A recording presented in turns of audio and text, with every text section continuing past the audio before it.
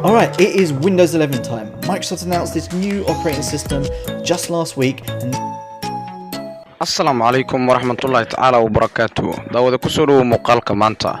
Ma maqashay Windows cusub oo loo yaqaan Windows 11 oo ay soo saartay shirkadda Microsoft sanadkan gudihiisa, qaasatan 24 June bishan oo hadda aynu soo dhaafnay 2021.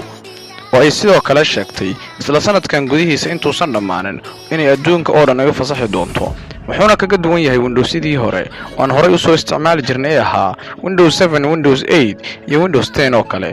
haddaan dib u milicsano, Windows 10 wuxuu u yara ekaa oo run ahaantii isku naqshaday ahaayeen Windows 8, balse Windows 11 dhammaan wuu ka naqshad duwan yahay oo naqshad gooni ayuu wataa. hab cajiib ayuu soo daarmayaa kombiyuutarka oo run ahaantii indhahaagu markay ku dhacaan aad uga helayso kuna raaxaysanayaan kalarka iyo naqshada ay u diyaariyeen shirkadda Microsoft soo daarmitaanka Windowskan cusub.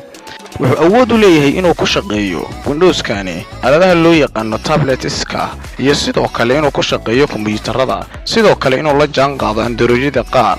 wuxuu sidoo kale kaga duwan yahay Windows-yadii hore icon-nada dhammaan Windows 7ka waa la bedelay icon qurux badan, habkay u diyaarsan yihiin oo digital ah oo u malayso inaad internet ka dhex isticmaalayso ayaba oo online saaran ayaad u arkaysaa.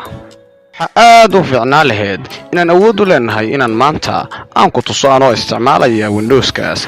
waxaana ii diidaya midaas maadaama aan adduunka oo dhan hadda loo fasaxin, balse ay tijaabadii iyo soo bandhigitaanka ay ku jiraan.